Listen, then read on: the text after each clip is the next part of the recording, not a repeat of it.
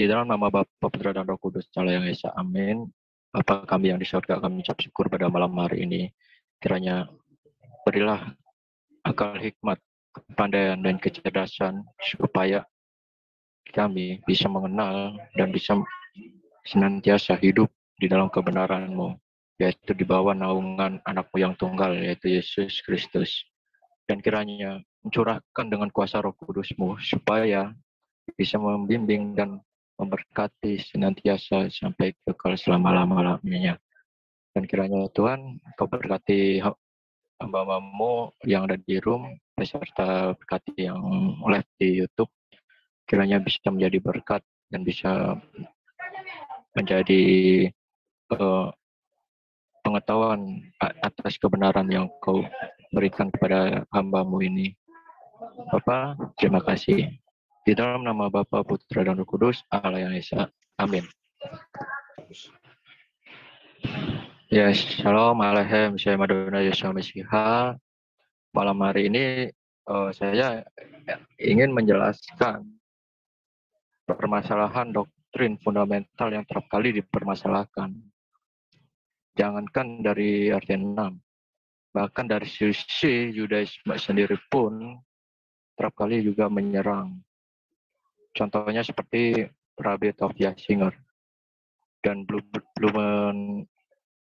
Rabbi Blumen dan Gottman itu juga secara eksplisit juga menyerang doktrin fundamental. Bahkan pernah saya lihat salah satu channel, yaitu di YouTube namanya Jewish Voice, di mana salah satu perdebatan antara Messianic Jews dengan Orthodox Judaism, bahkan itu bekerjasama dengan saksi Jehovah Witness, yaitu namanya Sir Anthony dengan Rabbi Yosef. Nah, di satu sisi yaitu namanya di pihak Trinitas, yaitu namanya Rabbi yang saya kagumi, yaitu Dr. Michael Brown dengan Brown White. Di sini saya menjelaskan apakah Trinitas itu tercantum di dalam Tanakh, baik kitab Ibrani maupun kitab Yunani. Di sini saya cenderung memakai literasi apakah Yudaisme second stable atau yang namanya Yudaisme intertestamental, apakah dulunya itu mengenal yang namanya doktrin, yang namanya Trinitas. Karena pernah saya baca di bukunya yang namanya Daniel Boyarin, yang namanya Binitarian and the Jewish Intertestamental, di situ menyatakan bahwa Yudaisme itu mengenal yang namanya dual nature, meskipun itu secara eksplisit tidak menyatakan dia itu mengenal yang namanya Binitarian, gitu. Nah, di sini saya sengaja menyebut dan mendengung-dengungkan yang namanya apa itu Binitarian. Itu nanti saya jelaskan minggu depan ya kalau ada waktu. Nah, berikut pembukaan ini tentang misteri mendasar dari iman Kristen, kepercayaan kepada Allah Tritunggal ini. Bahkan Advent juga mempercayai yang namanya Trinitas juga. Bahkan Messianic Jews itu juga mempercayai apa itu yang namanya Trinitas gitu. Nanti saya buktikan.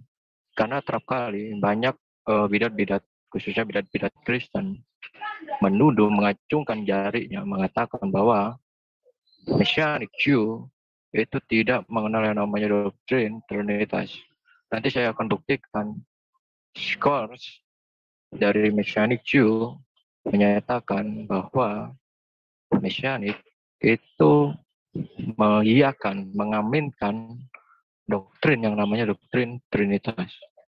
Ya, selanjutnya pengakuan iman dasar dari Alkitab Ibrani dibacakan oleh seorang Yahudi yang setia setidaknya 2 kali sehari. Jadi membaca Shema, yaitu di dalam Talmud Kulin, di situ menyatakan bahwa kata Shema bagi Jewish people atau orang Yahudi itu menyebutnya dengan sebanyak 3 kali. Hanya saja yang terap kali saya pernah singgungkan kepada mereka bahwa kenapa para pengulu malaikat atau yang namanya the ministry of the angel itu menyebutkan Shema sebanyak 3 kali diakhiri dengan kata kudus, kudus, kudus, Hashem Shefaot. Begini. Bahkan itu pernah saya sengaja mempertanyakan trialog ya. Saya tidak menyebutkan namanya, pasti tahu. Itu sengaja saya mempertanyakan apakah Judaisme sebelum Tefillah itu pernah menyebut kata Shema sebanyak 3 kali. Karena di dalam Talmud Bavli, Traktat Shulin menyebut 3 kali. Diakhiri dengan kata Karos Karos Hashem Shefaot. Lantas jawabannya dia tidak mengenal. Nah ini yang patut saya curigai, ini kenapa yang seperti itu. Ya lanjut. Ini Shema Yisrael. Ini salah satu credo ya. Credo bagi Yudaisme yang tiap kali selalu menyebutkan nama Shema. Gitu. Nah, terus habis itu nih, apakah pernyataan Old Testament atau perjanjian lama ini memungkinkan adanya kepercayaan pada Tritunggal atau apakah dikecualikan menurut definisi? Pasti dicatatkan para penulis perjanjian baru menyatakan bahwa Allah adalah Esa. Nah, ini yang kerap kali sering dikutip, yaitu di mana kita ketahui bahwa ayat ini sering diperkosa, mengatakan mana ada kata Tritunggal. Padahal di dalam Markus 12 ayat 29 di sini kok dikatakan Ehad gitu. Nah, terus mana Trinitas? Nah, ini yang kerap kali diperkosa oleh saudara-saudara kita yang dari sebelah itu RT6. Tuh, bahkan di dalam surat Paulus juga di dalam 1 Korintus 8 ayat 5 dan 6 ini juga itu. Dan kerap kali saya melihat dari sisi mereka itu berlidah cabang. Kerap kali dari satu sisi menuduh Rav Saul itu Tritunggal. Terus di satu sisi Rav Saul itu Eckhart gitu. Seperti yang mereka yakini. Nah, ini kan bercabang gitu. Padahal kalau dilihat dari surat Paulus, ini pernyataan itu sama dengan apa yang diyakini, gitu kan. Nah, terus beberapa orang berpikir bahwa ajaran Yesus hanya dapat ditemukan dalam perjanjian baru. Tetapi apakah pandangan perjanjian lama tentang ketuhanan sesuai dengan Trinitas? Nah, ini kerap kali teman-teman kita, yaitu teman-teman Kristen ya khususnya, selalu terbebani gitu. Ketika dalam perdebatan atau dialog dengan sebelah selalu dituntut untuk mempertanyakan mana perjanjian lama, di dalam perjanjian lama itu Tritunggal gitu kan. Sesungguhnya di dalam perjanjian lama itu sebenarnya banyak gitu. Oknum-oknum baik dalam Torah, Nevi'im, Ketuvim itu banyak sekali, kerap kali oknum-oknum yang bermunculan. Itu nanti saya buktikan ayatnya. Ya. Nah, terus kiasan Tritunggal dalam perjanjian lama. Nah, dalam bahasa Ibrani, istilah umum yang digunakan menyebut Allah adalah Elohim. Bentuk jamak dari LOL atau Eloa. Bentuk jamak ini sering ditafsirkan sebagai indikasi Tritunggal atau Trinitas. Nah, saya pernah baca kalau misalnya teman-teman sempat punya dana ya, silakan cari namanya Targum on Telos. Di situ ada penjelasannya. Dan itu saya baca dan ini pernyataan yang sangat jujur bahwa kata Elohim itu bersifat plur, di mana kata El itu diakhiri kata im. Im itu berkaitan dengan kata jamak. Gitu. Nah, dari ayat Kejadian 1 ayat 1 itu dijelaskan berkorelasi dengan Kejadian 2 ayat 4 gitu. Di mana di Kejadian 2 ayat 4 itu menulis Hashem Elohim gitu atau Tuhan Allah gitu. Nah, ini menjelaskan atau membuktikan bahwa di dalam Allah yang Esa itu mempunyai firman. Itu jadi berdasarkan Targum, yaitu yang pernah saya baca yaitu Targum Jonathan, di situ dikatakan firman Adonai itu menciptakan bumi dan langit gitu. Itu itu pernah saya baca dan saya pernah pertanyakan ke mereka, ya bukan mereka yang di Indonesia ya, justru ya saya terus kali dulunya berdebat di salah satu media baik di Twitter maupun di Facebook gitu. Dan itu pun saya pernah masuk dan menyusup di salah satu grup mereka. Kebanyakan mereka menyangkal dengan istilah model seperti ini. Ya, lanjut. Nih, contoh. Ini yang bikin kebingungan dari para kaum Judaisme itu sendiri gitu. Di mana di dalam Rut 1:15 ayat 16 di situ ada kata ilah-ilah atau dewa-dewa gitu kan. Tapi kalau di dalam teks Ibrani itu Elohim sama seperti yang tertulis di dalam Keluaran 20. Di situ juga ala-ala lain itu dalam bahasa Ibrani disebut Elohim gitu. Nah, jadi di sini yang lebih mencengangkan lagi yaitu dengan istilah umatmu akan menjadi umatku dan alamu atau Elohim, alaku Elohim. Ini agak menyangkangkan gitu loh. Dan dengan selain ayat ini, ada lagi ayat yang mencengangkan bagi mereka, yaitu ayat ini apa? Keluaran ya. Nih, Keluaran 23 ayat 20 sampai 21. Banyak para rabi kebingungan dengan ayat ini. Kenapa? Karena di sini ada yang namanya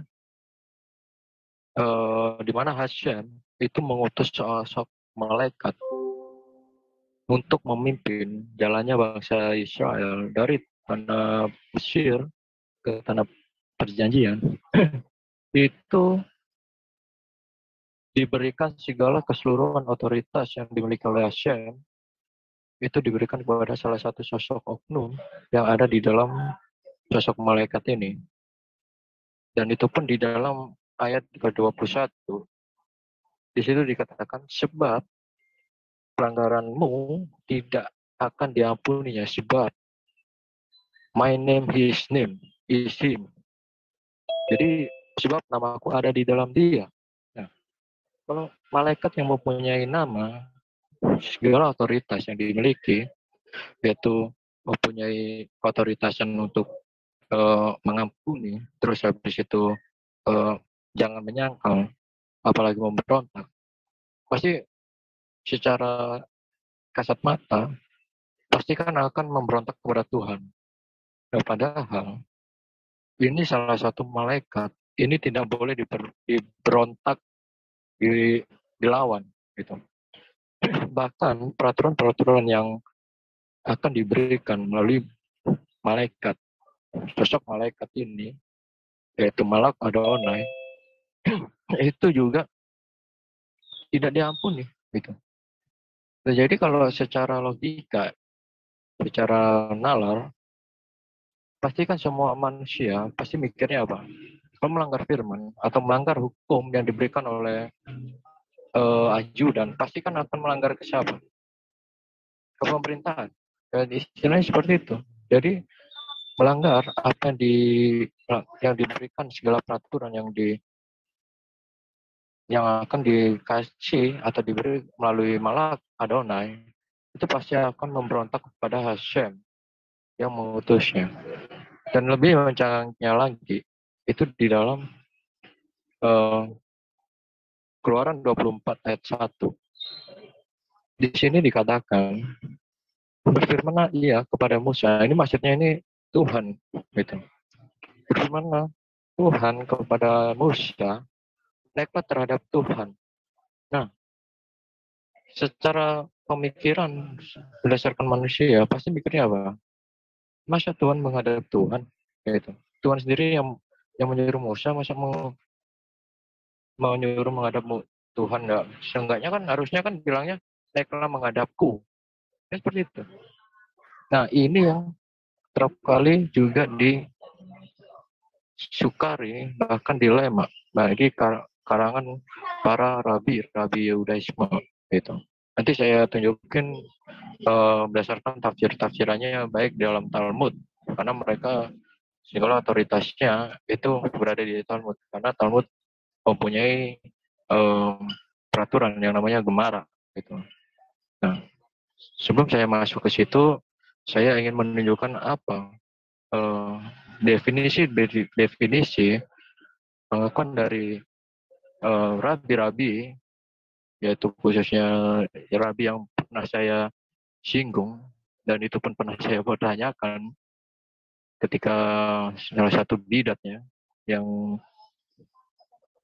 selalu merendahkan bahkan mengejek, pernah saya dengar waktu di salah satu Zoom di room sebelah, mengatakan bahwa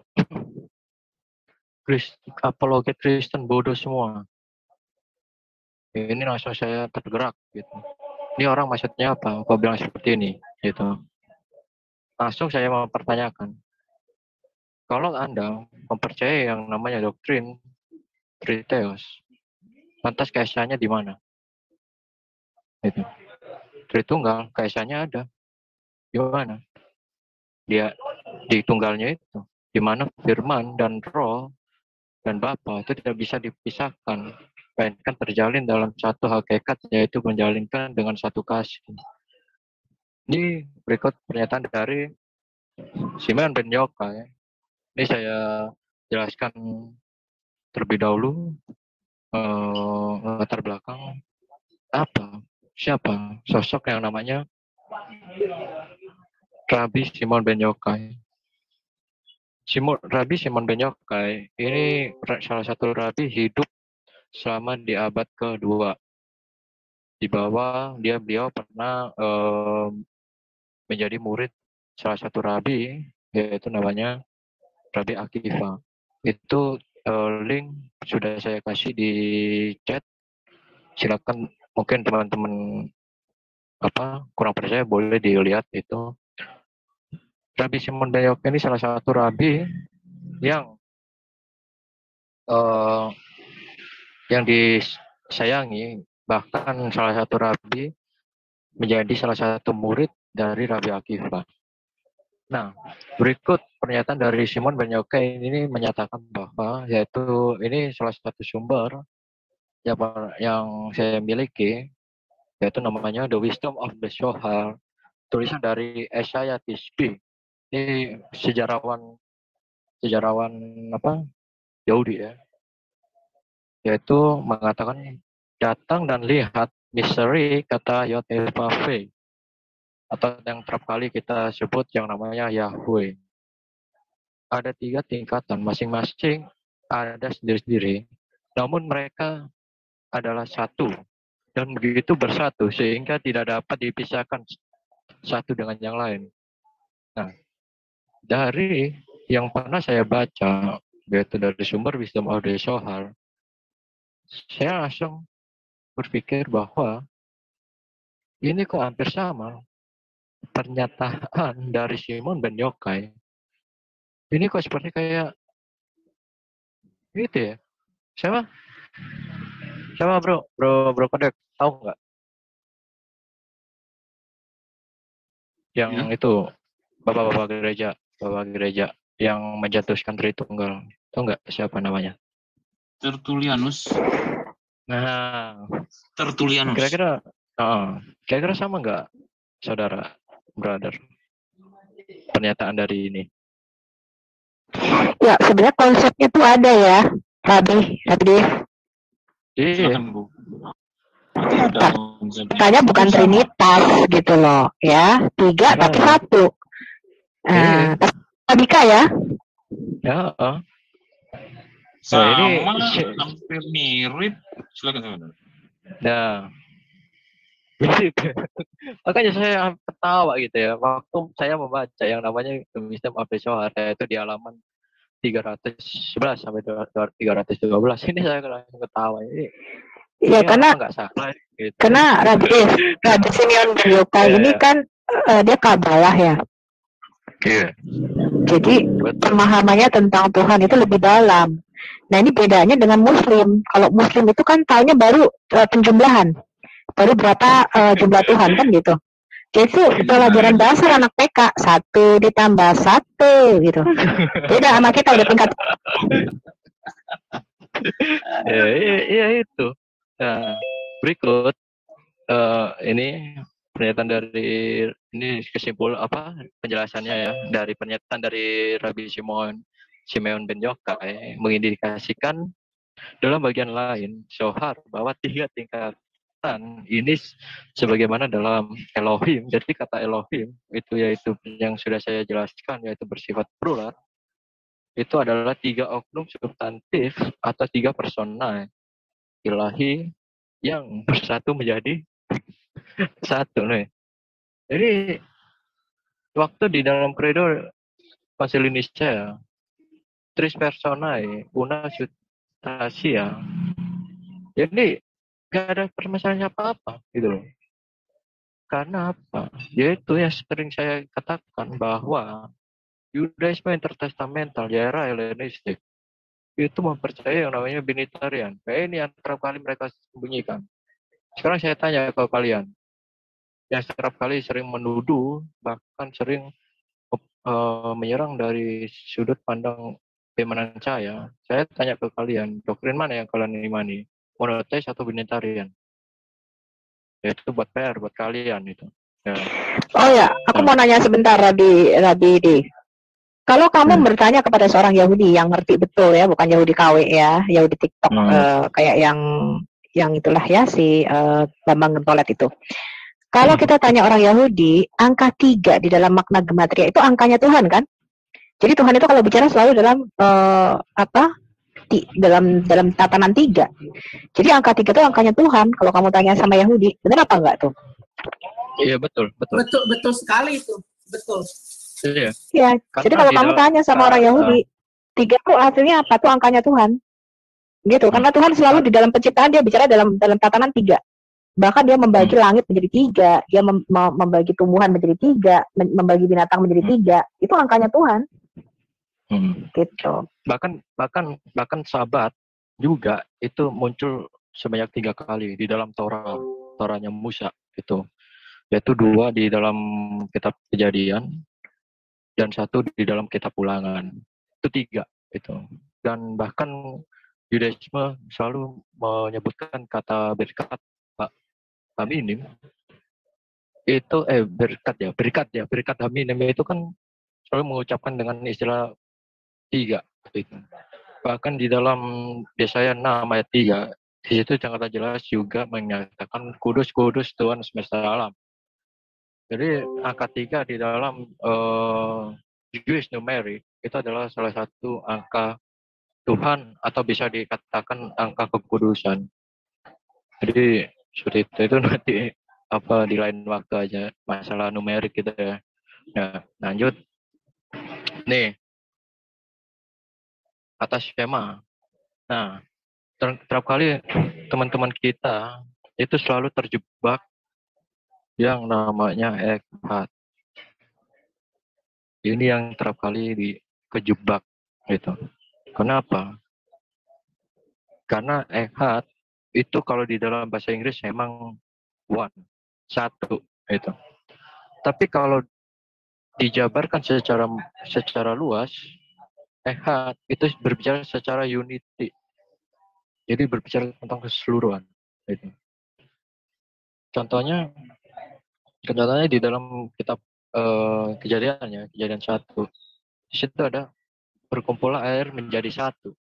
Jadi kan sinonim dari kata kalimat itu kan menyatu gitu, bersatu gitu.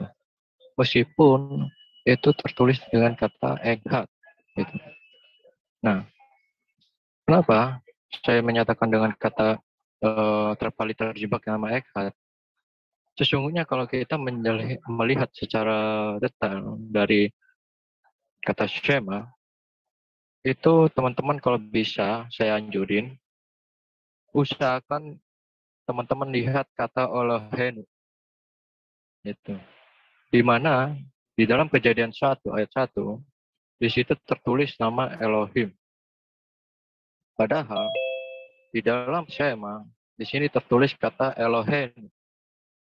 Kenapa? Kok Elohenu? Kok nggak Elohim? Gitu. Inilah yang menjadi dasar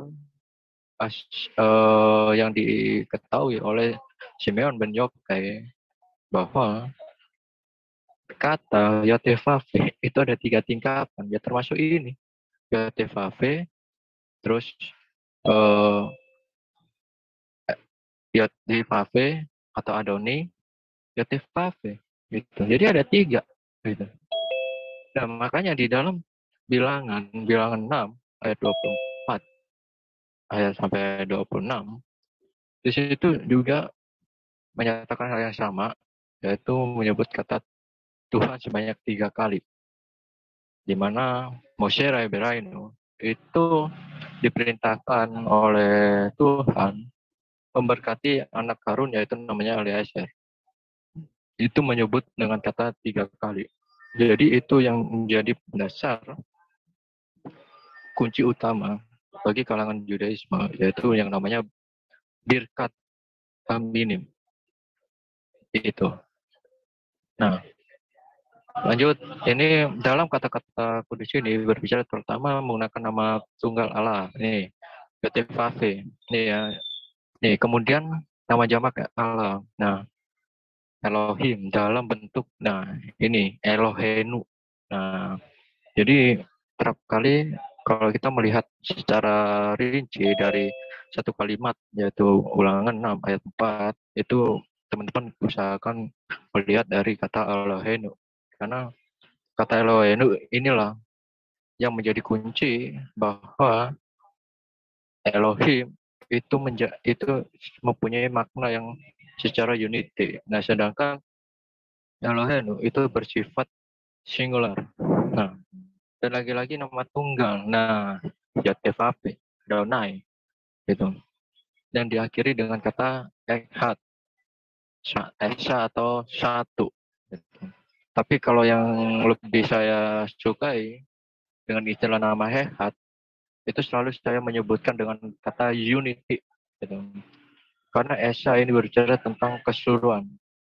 Karena Esa ini adalah berbicara tentang keotoritasan Hashem kepada bangsa Israel, di mana bangsa Israel pada waktu itu terap kali berulang kali menyembah yang namanya dewa-dewa Kanaan, khususnya yang terap kali ditulis di dalam Torah, yaitu menyembah dewa Molok.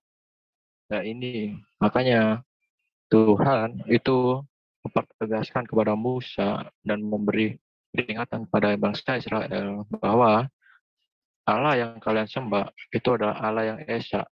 Karena apa? Karena keotoritasannya, yaitu segala janji yang diberikan pada Abraham, misalnya Yakub, itu bersifat kekal. Di mana di dalam kejadian 17,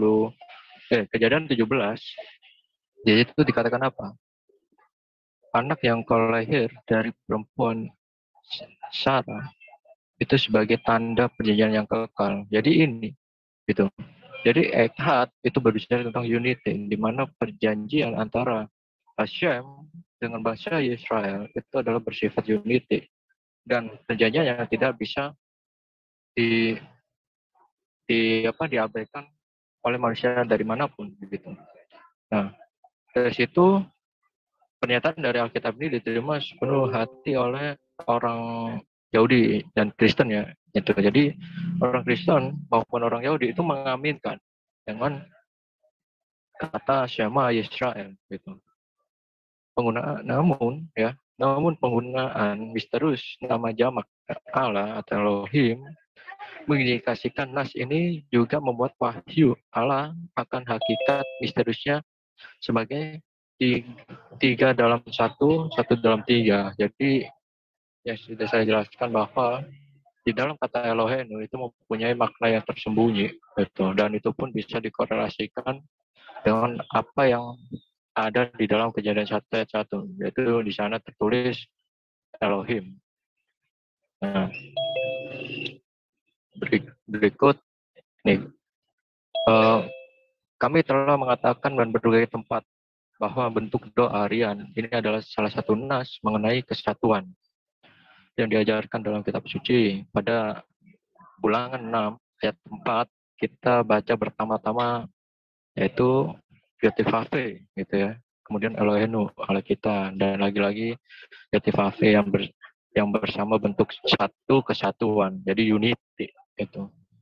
Nah, terus habis itu berikut ya aku lompati dulu ya. Ini karena saya ingin menunjukkan siapa sih scholar-scholar Yahudi yang mengaminkan bahkan tidak mempermasalahkan doktrin Trinitas yang diimani oleh Kristen. Ini saya tunjukin, yaitu namanya Profesor Benjamin Shomer, yaitu salah satu orang yang teologia Yahudi yang kerap kali mengadakan seminari, itu menyatakan bahwa perhatikan ini di dalam bukunya ya, itu menyatakan perhatikan bahwa kepercayaan Kristen ditolak Yudaisme tidak secara khusus bersifat teologis. Satu-satunya perbedaan teologis yang signifikan antara Yahudi, Yudaisme, dan Kristen tidak terletak pada Trinitas. Jadi tidak ada keprobleman teologis sama sekali itu. Dan dulu, yang minggu kemarin saya bilangnya apa?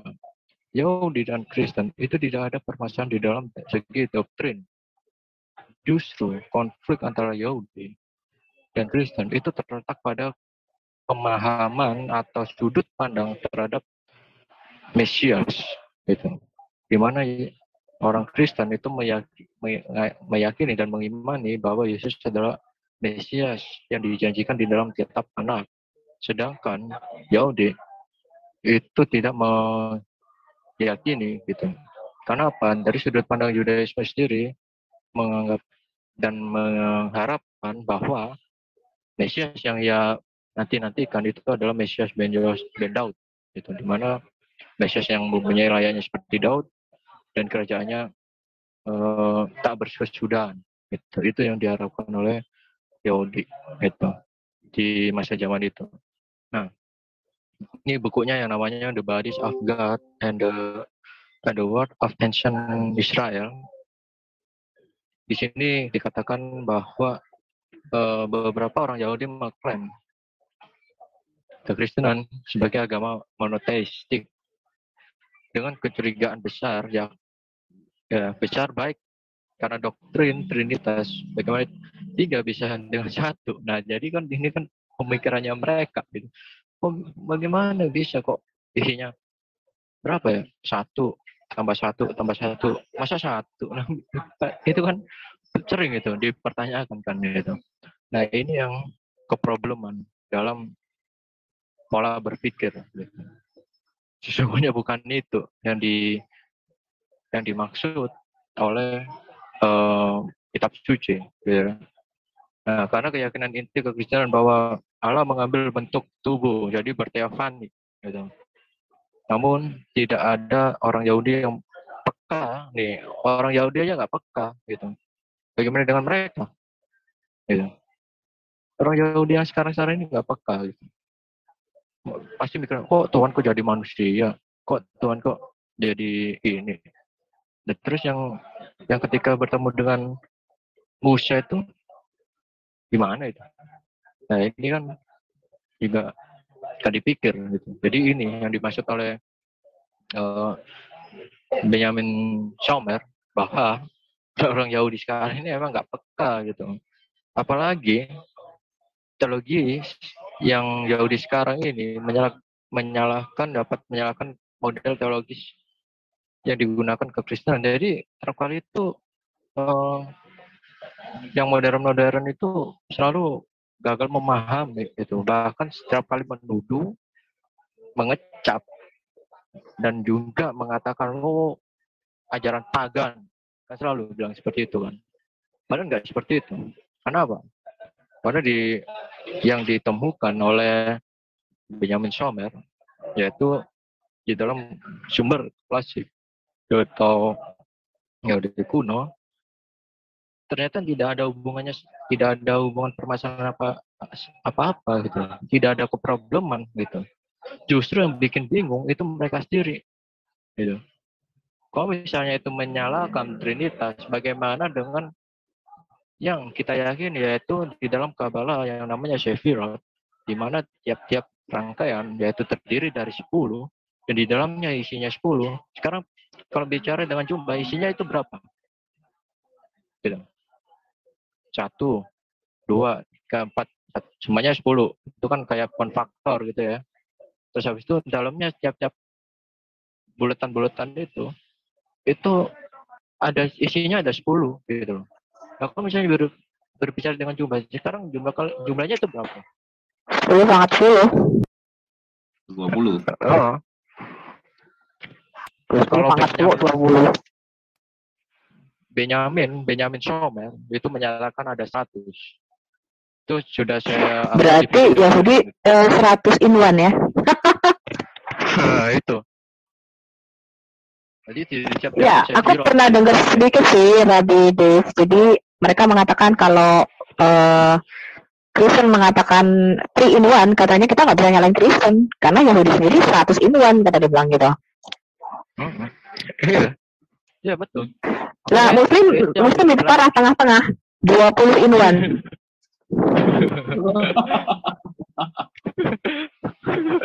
Nah, itu yang bikin dilema dari Benjamin Schomer gitu loh. Yang dulu Benjamin Schomer itu kerap kali sering menuduh bahwa agama kalian itu pagan, agama kalian itu kafir gitu kan. Padahal setelah beliau meneliti, yaitu ketika menyelidiki yang namanya Kabbalah, yaitu Sefirot, dia langsung dilema gitu.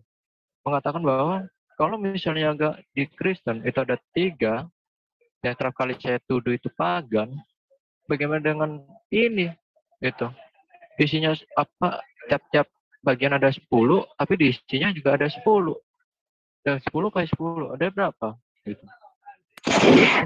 Karena menurut aku sebenarnya ya, kita tuh dulu ketika kita berbicara tentang Tuhan itu tidak bisa membedakan antara berapa jumlah Tuhan dengan kebagaimanaan Tuhan. Nah itu yang sering orang tidak bisa bedakan gitu. Nah Muslim ini baru sampai tahap pembicaraan jumlah Tuhan itu ada berapa. Nah semua itu sepakat, agama Yahudi baik Kristen, ya Tuhan itu satu-satunya, cuma yang satu itu. Makanya ketika dikatakan Yesus dikatakan di Yohanes, Injil Yohanes, mengenal engkau satu-satunya Allah yang benar, yang 17:3, ya betul. Compare dibandingkan Allah atau berhala-berhala lainnya. Tapi kalau kita bicara kebagaimanaan Tuhan, nah itu pemahamannya beragam.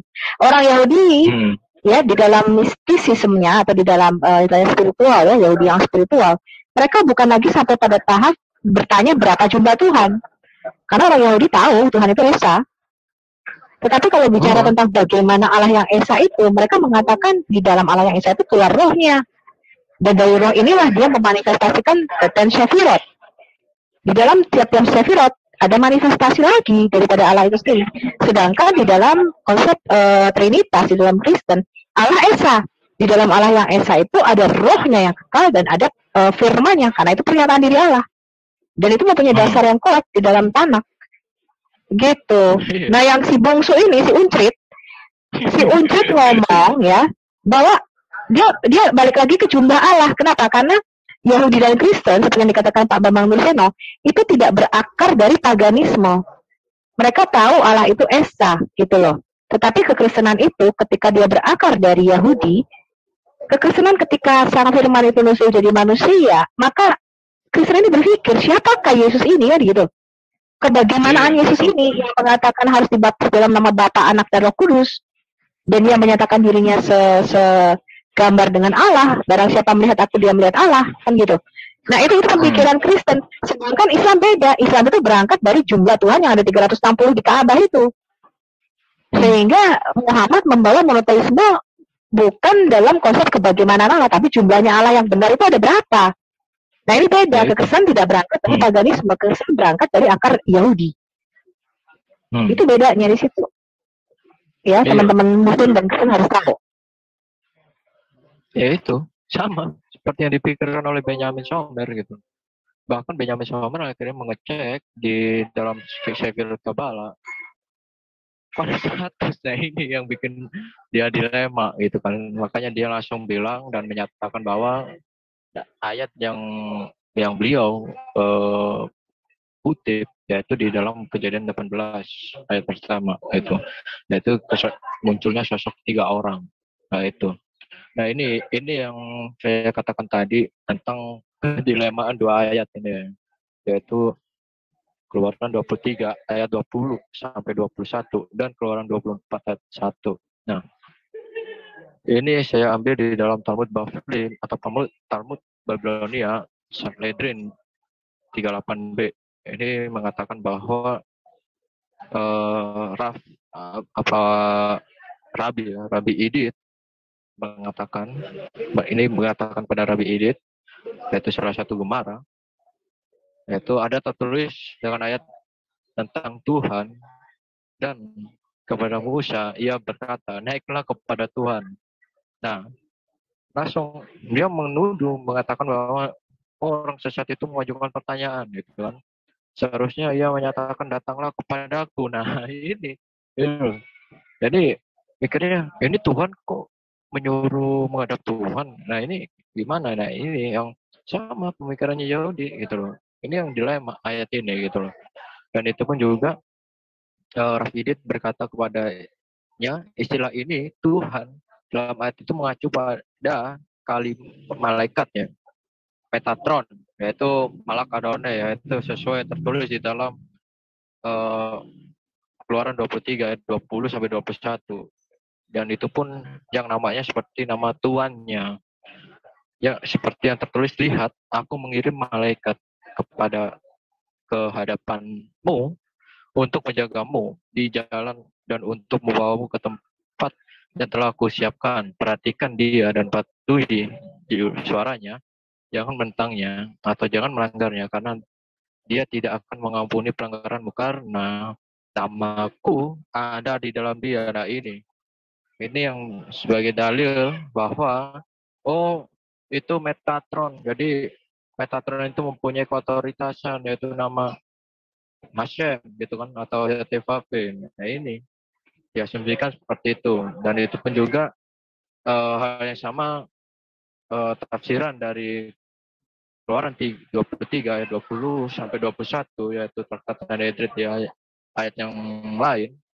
Di situ dikatakan bahwa David berkata kepadanya, kami percaya bahwa kami tidak menerima malaikat.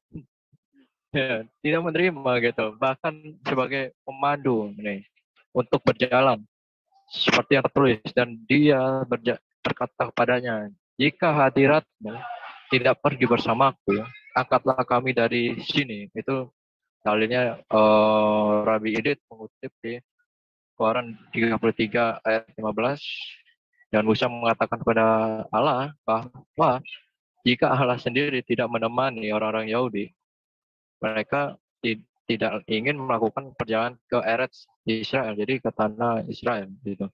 Nah, tadi Rabbi Idit mengatakan bahwa oh itu malaikat gitu.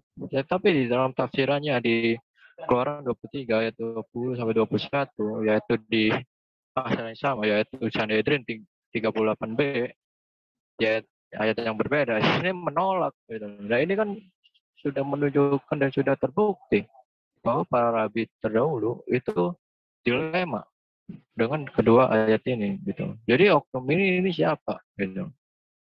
Nah, Jadi sebenarnya pertanyaan dari orang ini masuk akal ya. Dia mengatakan kalau si Malak Yahweh ini yang namanya juga sama dengan nama Tuhan, disamakan dengan Allah, bahkan harus mengikuti dia, nggak boleh menentang dia.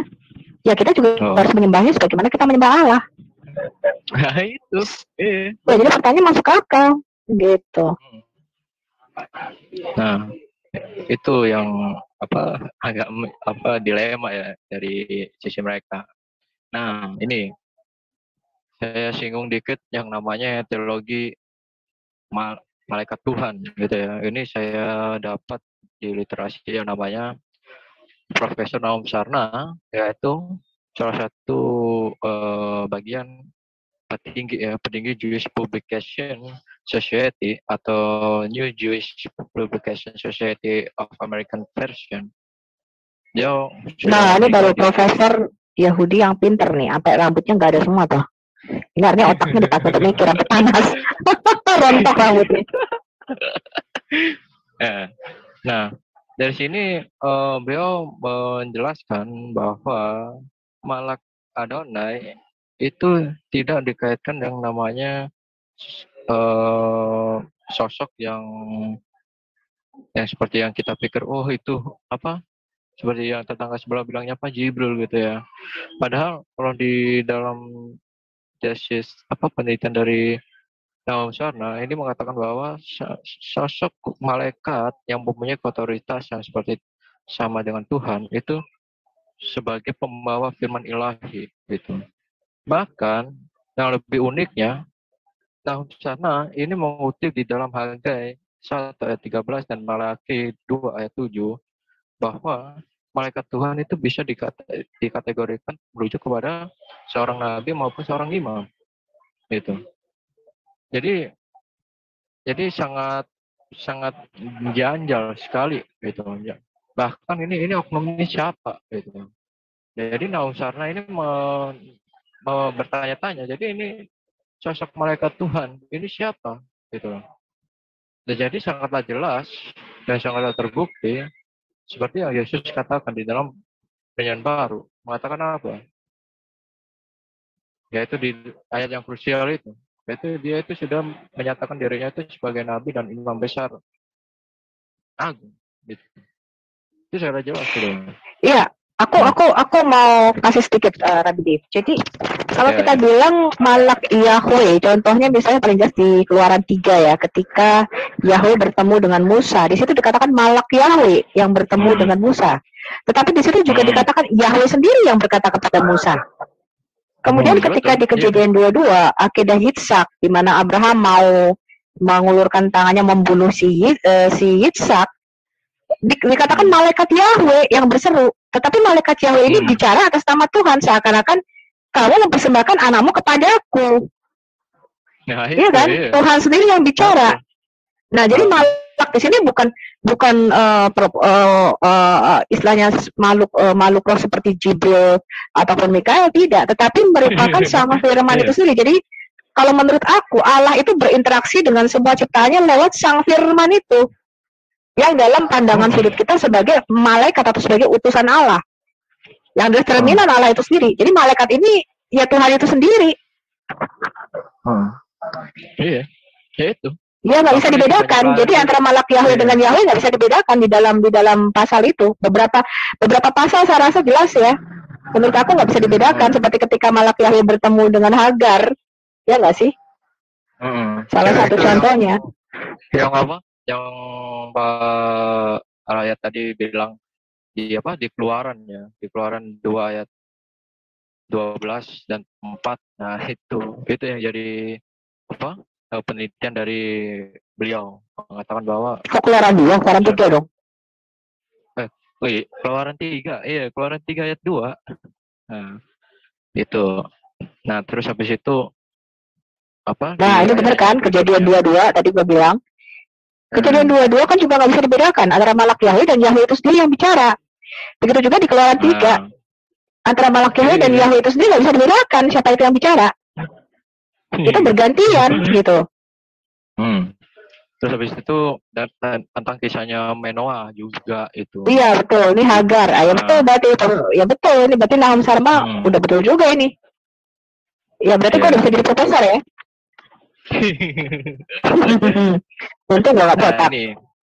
Ini bukunya, yaitu beliau juga menyinggung dengan kisahnya Manoah, yaitu kelahiran sebelum kelahiran si Simpson. Ya.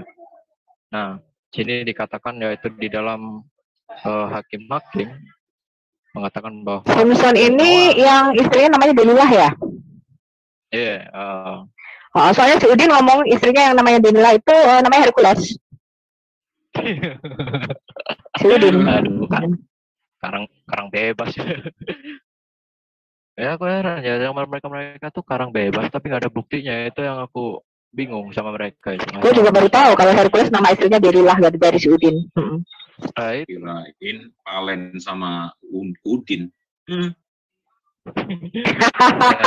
Kalau Palen istrinya Udin, betul. Nah, jadi ini salah satu penampakan diri kepadanya yaitu malaikat Tuhan gitu ya. Yaitu di dalam Hakim-Hakim gitu. Hakim-Hakim 13 yaitu di mana ayat yang ketiga dan ayat ke-6 di situ sebagai perwujudannya menjadi malaikat Tuhan gitu kan, meskipun Manoah itu kan bertanya siapakah namamu, terus malaikat Tuhan itu kan menjawab, merespon, kenapa kamu bertanya, bukannya nama itu ajaib, itu kan. Nah di ayat berikutnya ketika Manoah melakukan mendirikan mesbah ukupan yaitu korban bakaran, itu kan akhirnya malaikat Tuhan itu kan apa ya, kok bilang melompat sih kurang bagus juga sih, apa ya, langsung ke mesbah bakaran itu. Nah setelah malaikat Tuhan itu di mesbah pembakaran, akhirnya Manoah itu langsung terbuka matanya dan bilang, bukannya kita ini telah melihat Allah. Nah, jadi inilah kisah yang sama seperti yang dilakukan oleh Abraham, yaitu di dalam Kejadian 17 ayat pertama sampai ayat yang ke-22. Itu. Nah, berikut ya. Ini saya ingin membentengi saudara-saudara saya untuk tetap teguh memegang doktrin, yaitu amanat agung dari Sang Mesias, yaitu Tuhan kita Yesus Kristus. Bagaimana dengan kekristenan terhadap Trinitas? Ya, terap kali di dalam kekristenan sendiri itu banyak pemahaman yang berbeda-beda gitu. Contoh yang dulu yaitu di mana antara konflik antara oneness dengan Tritunggal gitu ya, kan konflik sih, apa beda pemahaman itu ya, yang heboh-hebohnya dulu itu. Terus habis itu yang kemarin seperti apa, yang datang masuk nanya bagaimana dengan oneness dan Tritunggal kok berbeda kayak gini. Nah, sesungguhnya di kebenaran yang telah diberikan oleh Kristus itu tetaplah Tritunggal. Tidak ada istilah lain. Selain Tritunggal itu bukan kebenaran. Gitu. Kenapa? Karena di dalam Matius 28 ayat 19 itu sangat jelas dan itu sudah diproklamirkan langsung oleh bibir sucinya Yesus Kristus. Itu sangat jelas. Sebentar, Muslim itu tidak tahu bahwa oneness itu juga Tritunggal. Oneness itu satu aktor memerankan 3 peran, Bapa, Anak, dan Roh Kudus. Jadi tetap aja 3 in 1. Cuman satu aktor, mereka tidak bisa membedakan gitu. Mereka tidak ada pembedaan, cuman pura-pura doang. Tetap aja satu Ya. orang berperan sebagai satu oknum berperan sebagai tiga pribadi. Kalau kalau kita nggak percaya orang seperti buka-buka topeng kayak. Jadi oneness itu seperti satu orang punya tiga topeng. Kadang dia topengnya bapak, kadang dia topengnya anak, kadang dia topengnya roh kudus, kayak aktor kayak gitu, pemeran kayak gitu. Seperti itu mereka memahami kebagaimanaan Allah itu. Kalau jumlahnya tetap aja satu Allah yang esa itu. Kalian tuh memang masih penambahan. Muslim itu masih sampai pada tambah-tambahan, belum perkalian mereka. Nah kalau Yahudi lebih pintar lagi nih, gini-gini. Enggak, Dave. Kalau Muslim kan masih satu ditambah satu kan gitu kan jumlahnya itu kan ada berapa? Kalau kita kan udah perkalian nih. Kalau Yahudi malah integral 10 pangkat 10.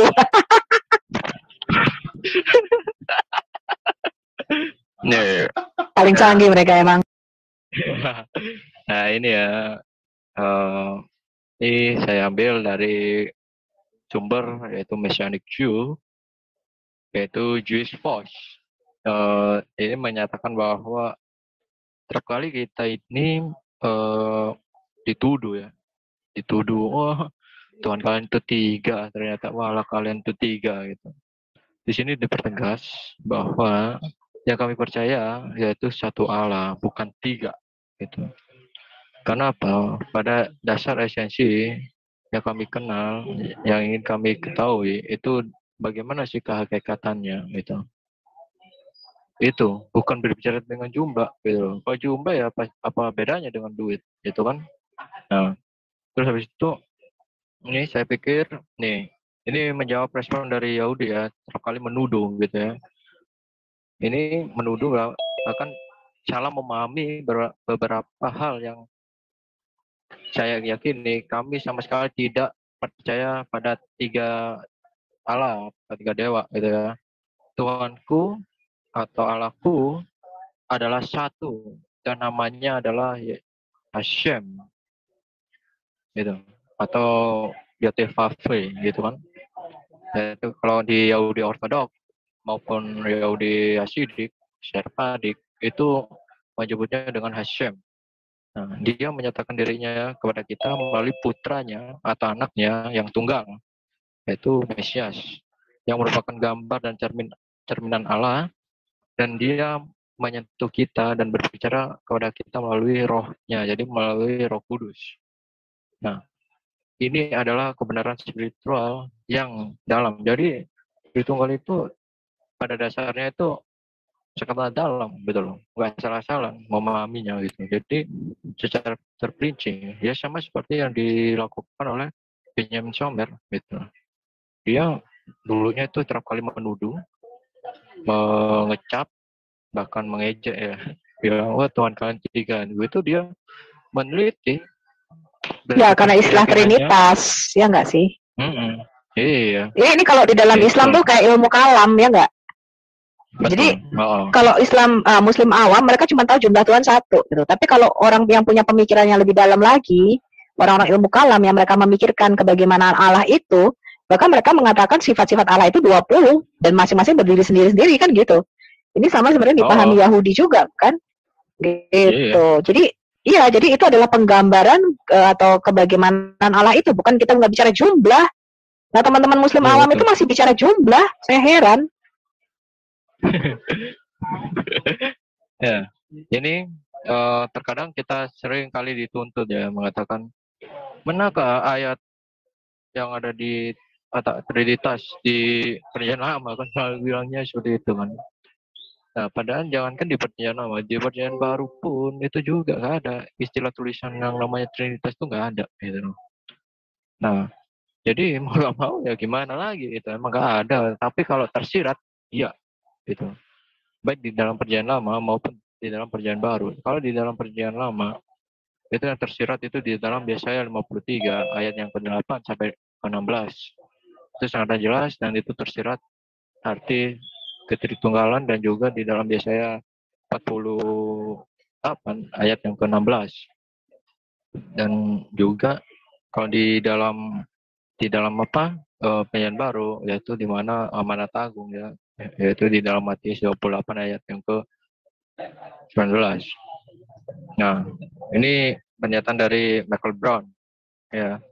Dia salah satu apologet Messianic Jew yang kerap kali sering berdebat dengan para rabi-rabi Yahudi atau Jewish Orthodox Rabbi gitu.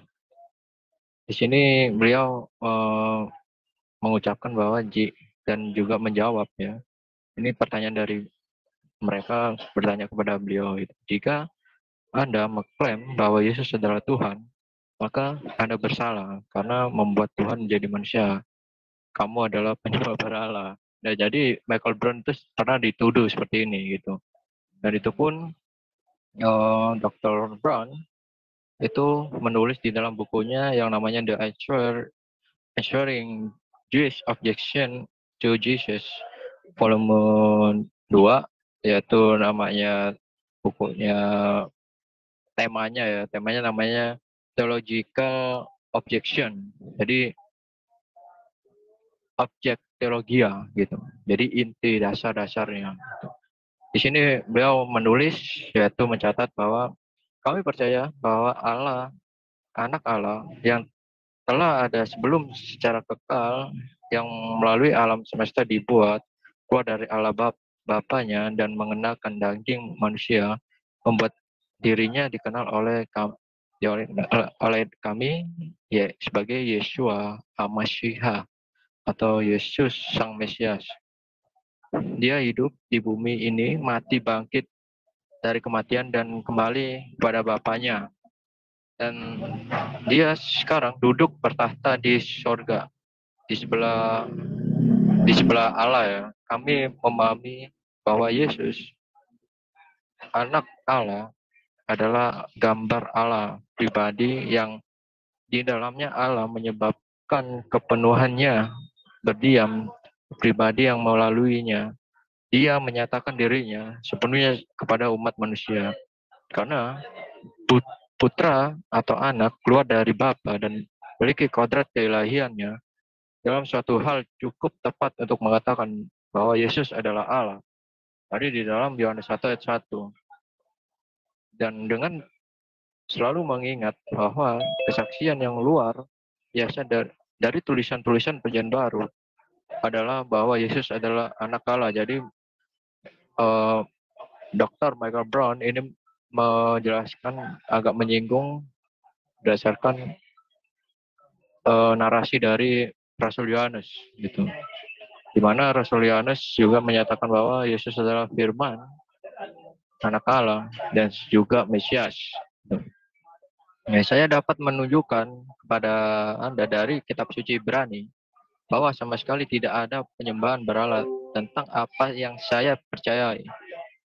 Tuhan selalu menyatakan dirinya kepada umatnya. Nah, contohnya seperti yang dilakukan oleh Bapak Abraham, yaitu di dalam Kejadian 18, dan juga pernah dialami oleh Musa, yaitu di dalam Keluaran 3, dan juga di dalam Ulangan 32. Dia melakukan secara permanen dan sepenuhnya melalui Yesus, putranya. Jadi melalui Yesus, anaknya yang tunggal gitu. Itu di volume 2 halaman 14 sampai 37. Nah, ini setiap kali kan bilang, kok Tuhan kok punya anak, kok Allah kok punya anak. Allah itu nggak punya anak, apalagi diperanakan. Sering kan dituduh seperti itu. Nah, ini Michael Brown hal yang sama. Pernah dituduh seperti itu oleh para rabi-rabi Yahudi gitu, ketika berdebat dengan mereka gitu. Dan beliau menyatakan bahwa itu semua tergantung pada apa yang Anda maksud dengan kata anak gitu. Dalam Alkitab Ibrani, Israel disebut anak Allah, raja disebut anak Allah, jadi maksudnya Daud gitu ya. Dan para malaikat disebut anak Allah. Nah, ini juga berkorelasi pernyataan dari Alan Segal, yaitu The Power in Heaven, bahwa para penghulu malaikat juga dikategorikan sebagai anak Allah gitu, yaitu di mana Alan Segal meneliti yaitu di dalam Kejadian 6 ayat yang pertama gitu. Dan juga apakah mengherankan bahwa Mesias wakil ideal Israel, raja dari semua raja di bumi, dan yang lebih ditinggikan daripada para malaikat, disebut anak Allah. Nah, jadi ini menyerang kepada Rabi gitu. Itu Dr. Michael Brown itu mengutip di dalam pernyataan dari Midrash Tanhuma, yaitu berdasarkan tafsiran Yesaya 52 ayat 13 gitu. Lebih dari siapapun yang pernah hidup di bumi ini, Yesus Sang Mesias secara unik berhak disebut anak Allah karena dia yang lebih ditinggikan dan dia yang dijanjikan gitu, dan semuanya tergenapi oleh dia gitu. Nah, menurut hukumnya ini masuk ke Torah gitu. Ulangan 13, Yesus adalah nabi palsu karena dia mengajarkan kita untuk mengikuti dewa-dewa lain, yaitu Trinitas, termasuk dewa Allah Yesus, dewa-dewa yang tidak pernah dikenal atau disembah oleh nenek moyang kita. Ini maksudnya ini tuduhan dari Rabi Yahudi itu mengatakan, oh Yesus itu kan nabi palsu, seperti itu. Dan itu pun juga mengatakan, oh Yesus ini kan mengajarkan Trinitas, berbeda gitu loh. Nah, berbeda dengan yang disembah oleh nenek moyang kami gitu.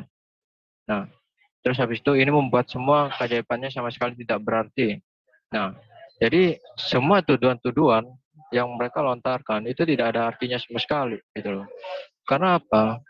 Karena di dalam Perjanjian Lama, yaitu khususnya di dalam Torah, itu berbicara tentang bukan kejumlahan. Nah, lagi-lagi Yudaisme ini setiap kali selalu menuduh dengan istilah yang namanya jumlah, bukan berbicara tentang kehakikatan. Itu seperti yang pernah dialami oleh Abraham, lagi-lagi merujuk ke Kejadian 18 gitu. Pernahkah Anda membaca apa yang diajarkan Yesus dan para pengikutnya? Mereka menekankan gitu. Jadi mereka menekankan gitu. Nah, menekankan dengan istilah kasihlah Tuhan Allahmu dengan segenap hati, pikiran, jiwa, dan kekuatanmu. Patuhi dia. Yesus mengarahkan setiap orang kepada Allah Bapa surgawinya melalui misiat-misiatnya, melalui pesannya, melalui kehidupannya. Dia hidup, mati, dan bangkit kembali untuk kemuliaan Bapaknya. Jadi Yesus adalah seorang nabi yang setia dan benar. Jadi apa yang tertulis di dalam Keluaran 18 ayat 15 dan juga di dalam Keluaran 18 ayat yang ke-18, 19 dan juga di dalam Yesaya 53 ayat 10, 11 dan 12 itu sangat terbukti bahwa Yesus adalah the real of the kosher gitu. Jadi Yesus adalah pure itu loh. Jadi ini pengorbanannya yang sempurna gitu loh. Jadi ini nabi yang sempurna gitu. Nabi yang tidak bercacat gitu. Karena Yesus ini bangkit gitu.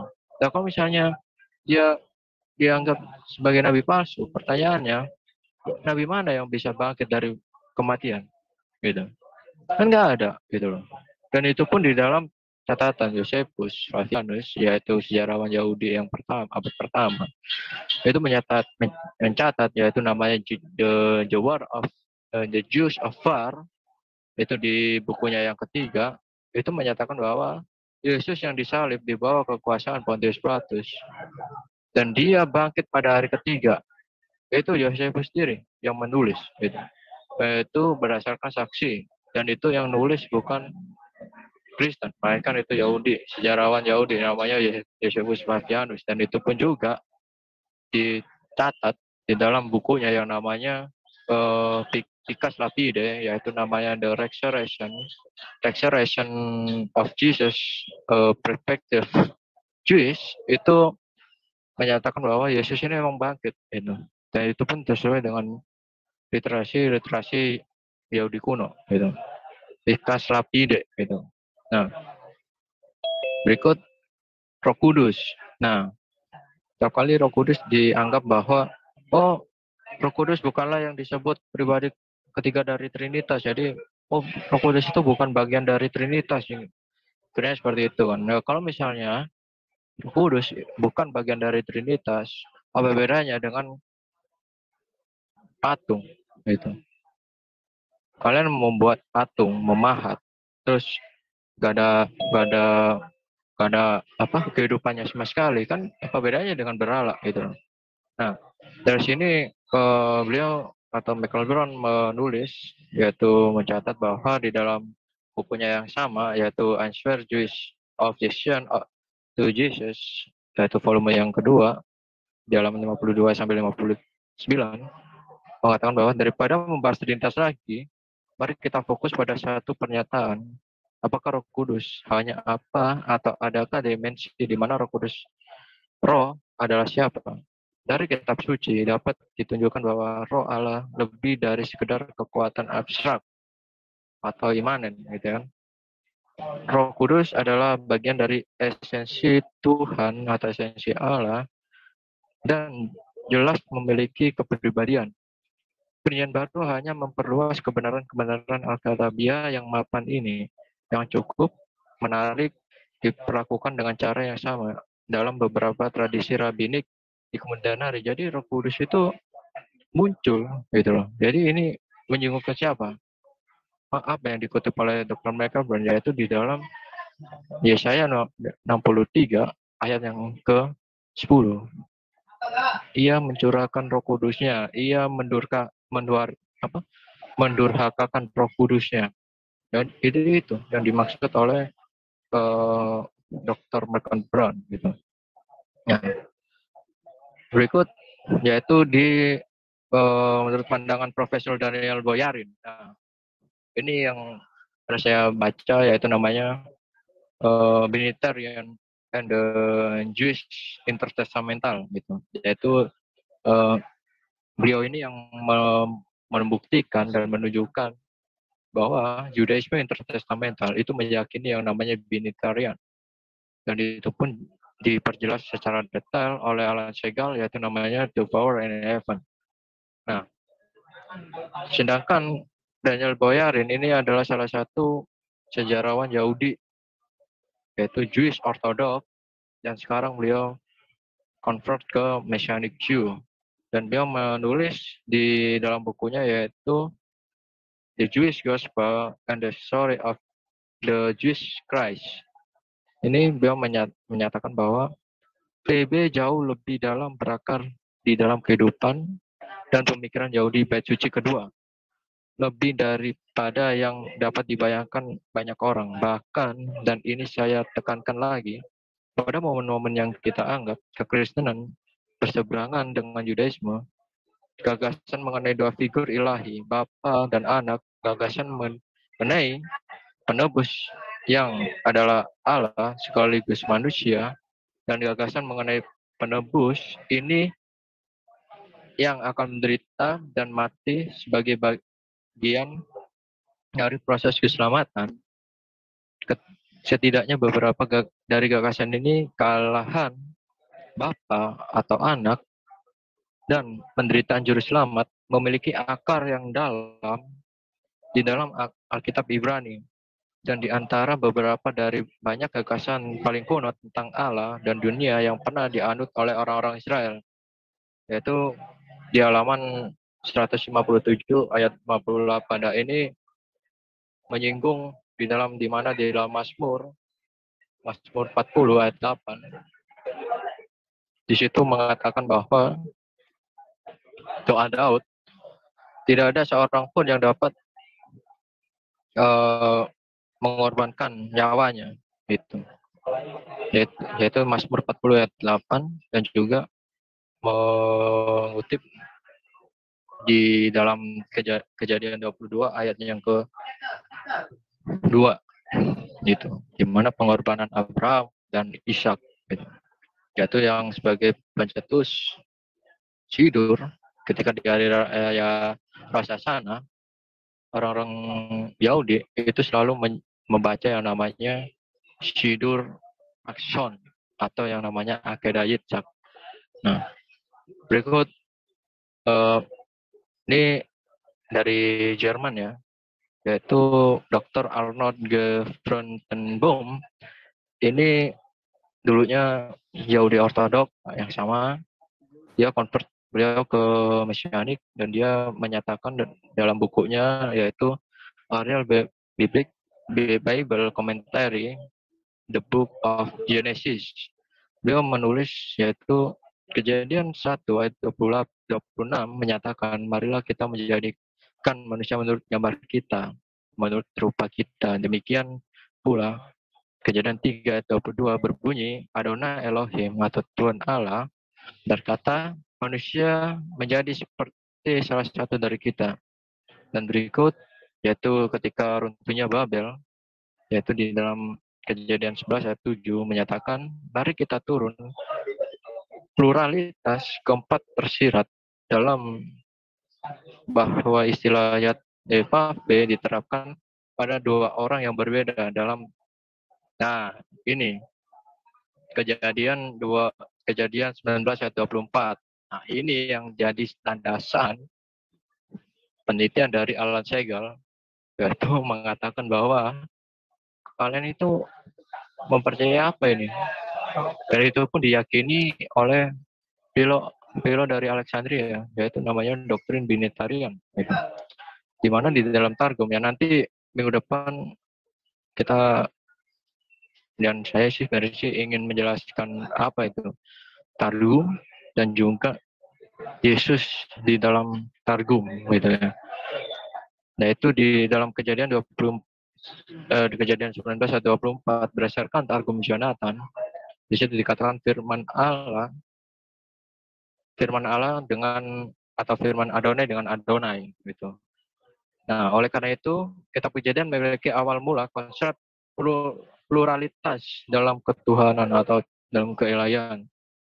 Yaitu ini pernyataan dari beliau yaitu di halaman 20. Dan itu pun juga hal yang sama diperjelas dan juga disinambungkan di dalam Mazmur 8 ayat 6 sampai 8 dan Ibrani 2 ayat 5 sampai 9. Nah, dari semua ini menjelaskan bahwa apa yang terjadi di dalam Kejadian 1 ayat 26 itu membuktikan berdasarkan bahwa manusia itu memiliki keotoritasan gitu loh, ya mempunyai gambar dan serupa dengannya gitu. Oleh karena dosa, maka segala keotoritasan manusia itu diambil alih oleh yang namanya setan gitu, sebagai penguasa atas bumi. Nah, kalau memberikan pada manusia otoritas atas bumi menurut yaitu tadi Mazmur 8 ayat 6 sampai 8 dan Ibrani 2 ayat 5 sampai 9. Nah, itu di halaman 59 gitu. Nah, ini kata terakhir yaitu penutup. Ini doktrin Trinitas bukanlah berbicara mengenai berapa jumlah Allah. Jadi bukan berbicara, oh Allahmu ada 3, Allahmu ada 5, Allahmu ada 10, bahkan ada 100 atau berapa. Bukan gitu. Melainkan mengenal bagaimana karya keselamatan yang Allah rancang berdasarkan rencana yang dimiliki keotoritasan, yaitu otoritas dari Bapa, Anak, dan Roh Kudus. Di mana Bapa yang merencanakan, Anak yang mengeksekusi, dan Roh Kudus yang mencurahkan. Nah, terus setiap kali manusia terlalu memaksa memahami kehakikatan Allah dalam pola pemikirannya. Jadi setiap kali itu kita itu tanpa disadari, bahkan mereka ya, tanpa disadari itu seakan-akan begitu luas hakikatan Allah, itu seakan-akan mengingini dalam pola pemikirannya kita sendiri gitu loh. Padahal Allah begitu luas dan pemikiran manusia itu terbatas. Jadi pemaksa Tuhan yang tidak terbatas atau Allah yang tidak terbatas itu dipaksa untuk mengikuti apa yang diinginkan dalam pola pemikiran yang terbatas. Jadi ini kan sangat keliru. Gitu loh. Jadi tidak ada salahnya sama sekali karena Allah itu memang luas gitu loh. Bahkan pernah ditulis, yaitu tertulis di dalam Ayub sendiri mengatakan tidak ada seorang pun yang dapat mengerti kehakikatannya gitu loh. Karena begitu besar dan begitu luas kuasa yang maha tinggi gitu. Dan karena itu tanpa disadari kebesaran yang maha tinggi itu tempatnya itu tak terhampiri gitu loh. Seperti yang tertulis di dalam Timotius 6 mengatakan bahwa tempatnya itu tak terhampiri, terangnya tak terhampiri. Atau kalau di dalam bahasa Ibrani yaitu namanya Hakados Baruhu. Itu di setiap pikiran manusia. Jadi udah Hakados Baruhu dipaksa ke tempat yang fana, kan ini kan lucu gitu loh. Dan itu pun ini saya quote ya, pernyataan dari Bar Etan pernah menyatakan bahwa apabila setiap manusia memahami kebesaran kuasa yang maha tinggi dalam pikirannya sendiri atau pola pemikirannya dia sendiri berdasarkan keinginannya, maka bisa dinyatakan bahwa ia telah menghujat. Jadi di mana Allah yang tempatnya yang tak terhampiri itu dipaksa gitu loh. Di mana pola pemikiran manusia ini yang terbatas. Ya itu kan sama apa bedanya dengan yang namanya penghujatan gitu. Karena iblis pun juga hal yang sama sebenarnya seperti itu. Dan dengan itulah adanya doktrin Trinitas, ya kita bersyukur ya dengan adanya doktrin Trinitas itu kita bisa mengenal gitu loh. Jadi bukan berbicara oh Tuanku ada berapa ya, oh aku ada berapa ya, yang bersama ini ada berapa gitu. Bukan itu gitu loh. Justru yang kita sembah itu berdasarkan apakah kita ini benar-benar sudah mengenal secara dalam gitu loh. Karena di dalam Hosea mengatakan umatku binasa karena ia tidak mengenal aku. Ngeri nggak gitu. Kalian mengklaim mengatakan oh saya ini mengenal Allah yang saya sembah gitu. Tapi kalian tidak mengenalnya secara pribadi gitu. Jadi secara dalam gitu. Jadi yang itu kan nggak kenal namanya, cuman klaim gitu.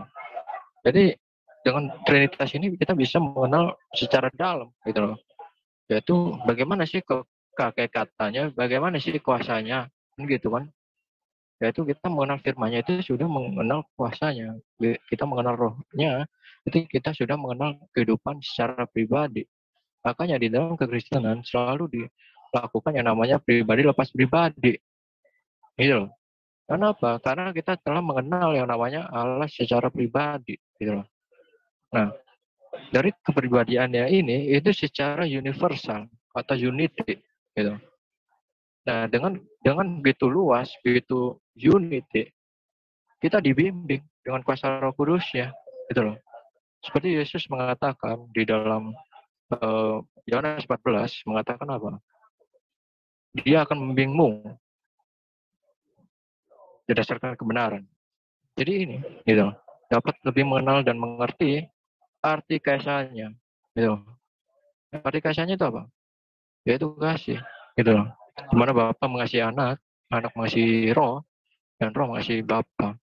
Dan itu pun terjalin dengan satu, terikat dengan satu yang namanya kasih. Kita mengenal kasih, itu kita sudah mengenal yang namanya Allah.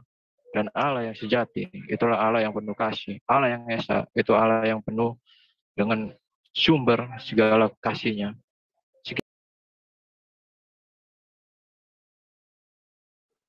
Ya, terima kasih Prof. Dev Van Zonen yang menyampaikan materi pada malam hari ini. Mungkin kita bagusnya ini ya, ada tanya jawab Q&A. Prof, gimana? Ya, boleh. Oh. Oke. Tapi sebelum nanti ya ada tanya jawab Q&A, mungkin 2 menit atau lebih kita istirahat dulu ya. 2 menit atau 3 menit kita istirahat dulu. Sambil nanti ini yang mau Q&A atau tanya jawab, dipersilakan untuk raise hand ya.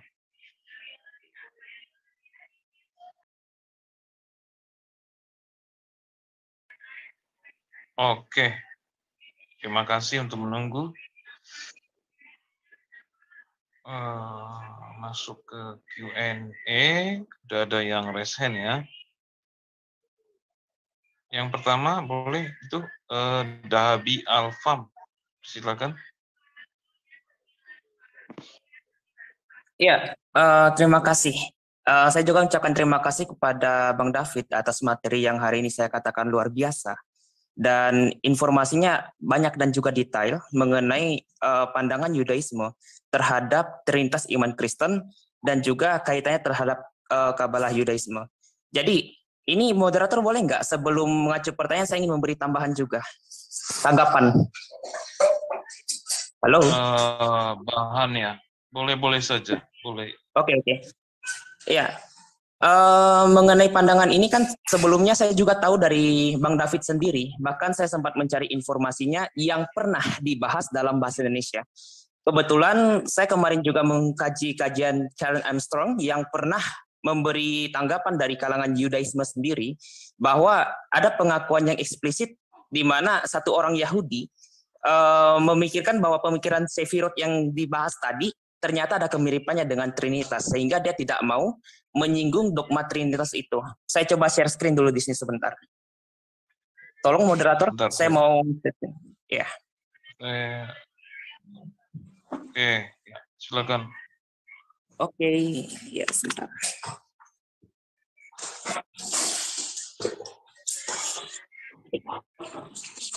Ya, ini namanya Abu Lafiyah, salah seorang dari kabalis yang juga dikenal tidak biasa karena dia juga sempat meneliti kajian Tanakh, Talmud maupun juga Midrash maupun juga Misnah, bahkan pernah dianggap mengaku diri sebagai Mesias.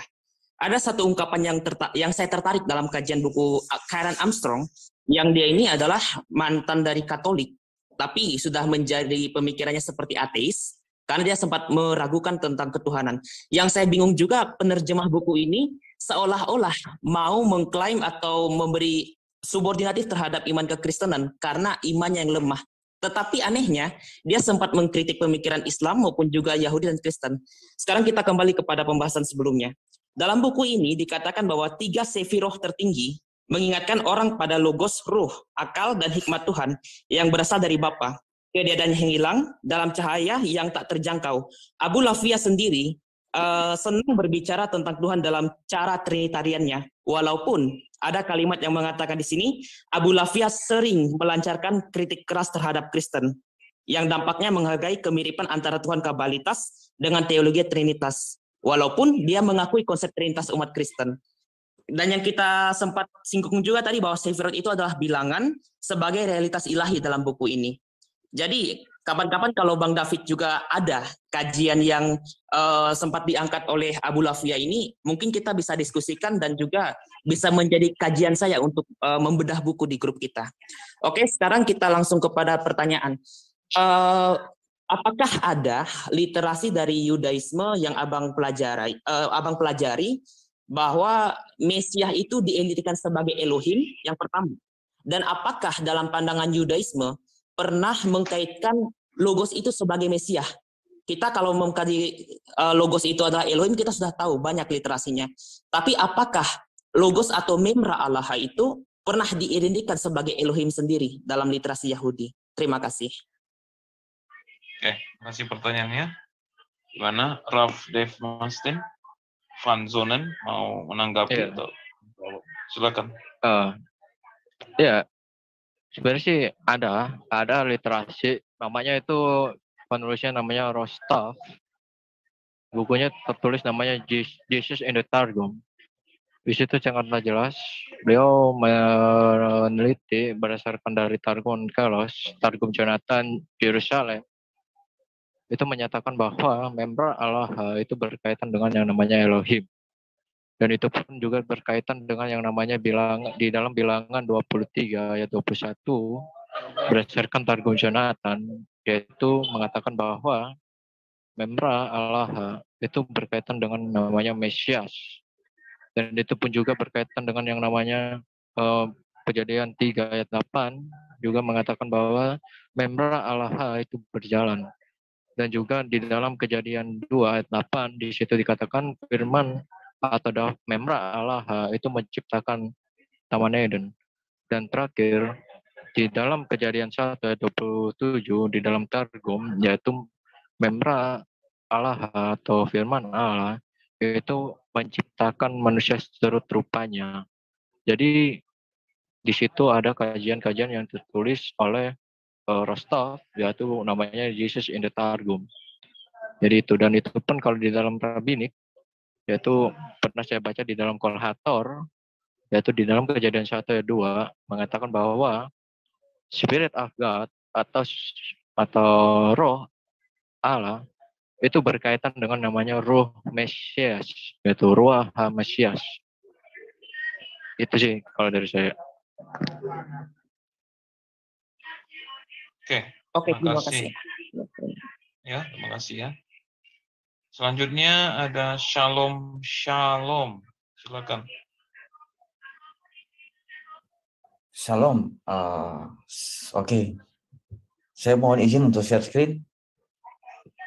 Boleh. Silakan. Kalian jawab Shalom. sekilas soal pertanyaan dari Pak Dahalbi. Itu ada Pak. Jesus Christ in the Talmud, Midrash Zohar, and the Liturgy of the Synagogue. Itu karangan dari Dr. Gustav Dalman. Salah satu ya. Tuh, saya mau presentasi dulu ini. Sebentar. Silakan Pak. Sudah jadikan fokus. Siap. Terima kasih Pak Kodex. Saya menambahkan sedikit dari Pak Dave, mungkin dari sedikit perspektif yang berbeda ya. Oke. Holy Trinity, Father, Son, and the Holy Spirit, Bapa, Putra, dan Roh Kudus. Ini kita harus berulang kali menegaskan apa itu Trinitas. Trinitas itu hanyalah istilah untuk menjelaskan tentang fakta dalam Alkitab. Sekali lagi, fakta dalam Alkitab. Bahwa keesaan Allah itu dalam ousianya, atau dalam eksistensinya, atau hakikatnya, atau substansinya, yaitu Bapa, Putra, dan Roh Kudus, satu dan sama eksistensinya, tapi berbeda hipostasisnya. Hipostasis bisa dibilang persona, bisa dibilang pribadi, kalau ditransliterasi ke bahasa Indonesia. Dan hipostasis Bapa beda dengan hipostasis Putra dan hipostasis Roh Kudus. Hipostasi ini dimaknai sebagai realitas konkret yang berbeda. Satu substansi dalam tiga pribadi Allah, Bapa, Putra, dan Roh Kudus, berbeda-beda tanpa pemisahan, mempunyai kekhasan tanpa pembagian. Una substantia tris persona, diskresi non separati, distingsi non divisi. Jadi istilah Tritunggal Maha Kudus itu bukan berbicara mengenai jumlah Allah, namun mengenai keberadaan di dalam diri Allah yang esa itu tiada terbilang dan satu tiada bandingan itu. Ini contoh salah satu ayat di Perjanjian Baru yang berbicara tentang fakta dalam Alkitab mengenai Trinitas, yaitu di Matius 3 ayat 16 dan 17. Ini ayat yang kita sudah sama-sama familiar ya. Sesudah dibaptis, Yesus segera keluar dari air dan pada waktu itu juga langit terbuka dan ia melihat Roh Allah seperti burung merpati turun ke atasnya, lalu terdengarlah suara dari surga yang mengatakan, inilah anakku yang kukasihi, kepadanya lah aku berkenan. Oke, Trinitas dalam Perjanjian Lama. Ada ratusan atau ribuan mungkin ayat yang berbicara tentang Trinitas. Namun saya kutip di sini beberapa. Contoh dari Yesaya 48 ayat 16. Mendekatlah kepadaku, dengarlah ini. Dari dahulu tidak pernah aku di sini adalah anak. Berkata dengan aku tidak. Dari dahulu tidak pernah aku berkata dengan sembunyi. Dan pada waktu hal itu terjadi, aku ada di situ. Sekali lagi anak. Dan sekarang Tuhan Allah atau Yehova mengutus aku dengan rohnya. Kita bisa lihat juga di 1 Raja-Raja 22 ayat 19, kata Mika, Nabi Mika. Sebab itu, dengarlah firman Tuhan, Logos, aku, yaitu sang anak, telah melihat Yehova sedang duduk di atas takhtanya. Dan satu lagi saya kutip, Yesaya 44 ayat 6, beginilah firman Tuhan, itu Logos, Raja dan Penebus Israel, Tuhan semesta alam. Akulah yang terdahulu dan akulah yang terkemudian. Ini sangat familiar di Wahyu, Alfa dan Omega. Penebus di Perjanjian Baru kita tahu bahwa Yesus Kristus adalah sang penebus itu. Bisa dibaca di Wahyu 59, Matius 20 ayat 28, Markus 10 ayat 45, dan Jehovah adalah sang penembus di Hosea, Yesaya, dan Mazmur, demikian juga Ayub. Dan Raja di atas segala raja. Yesus Kristus adalah Raja di atas segala raja. Kita bisa membacanya di Markus, Matius, dan Lukas. Demikian pula Jehovah adalah Raja di atas segala raja. Kita bisa baca di Mazmur, Samuel, dan Yesaya. Oke. Kemudian Trinitas itu, ini tadi sudah katakan bahwa Trinitas adalah hanya istilah dan fakta dalam Alkitab.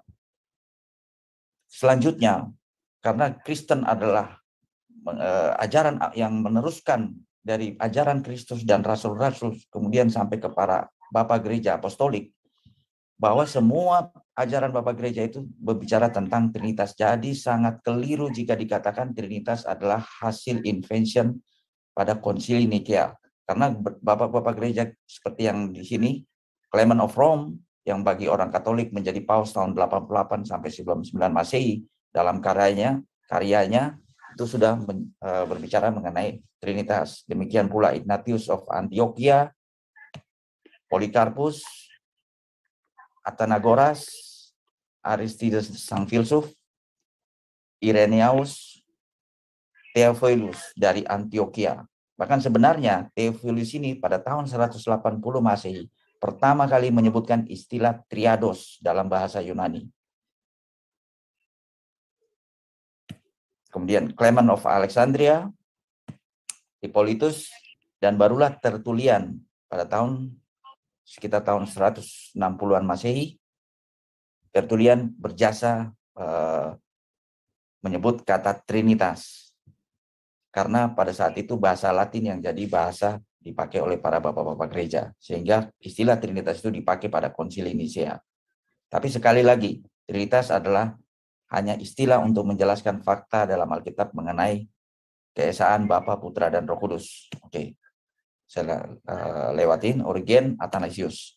Kemudian Trinitas dalam rabinik, sumber-sumber rabinik tadi sedikit sudah dibahas oleh Bang Dave.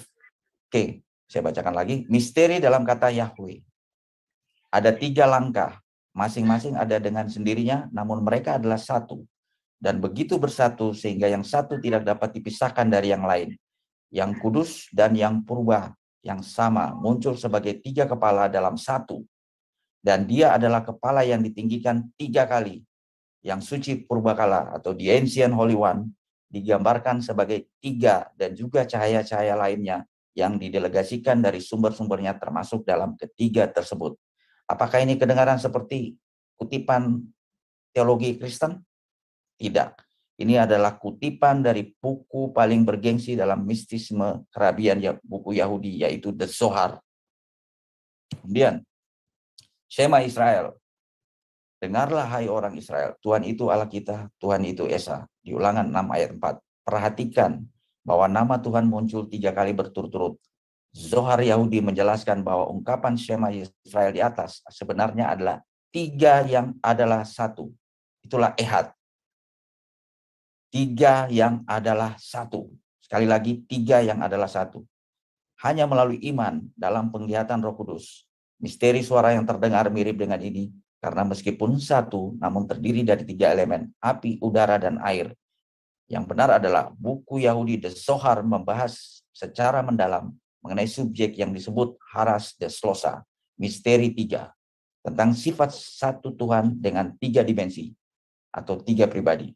Saya ulangi lagi, sifat satu Tuhan dengan 3 dimensi atau 3 pribadi. Ini sumber rabinik The Zohar. Zohar mengacu pada Tuhan sebagai 3 kepala, 3 roh, 3 cara penampilan, 3 nama, dan 3 corak interpretasi yang menggambarkan sifat ilahi. Oke, mengenai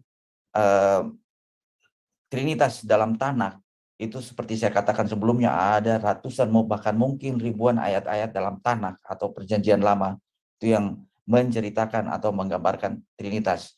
Silakan bisa dibaca di buku The Jewish Trinity Sourcebook karangan Yoel Nathan, atau buku dari Dr. Eitan Bar, Refuting Rabbinic Objection to Christianity and Messianic Prophecies.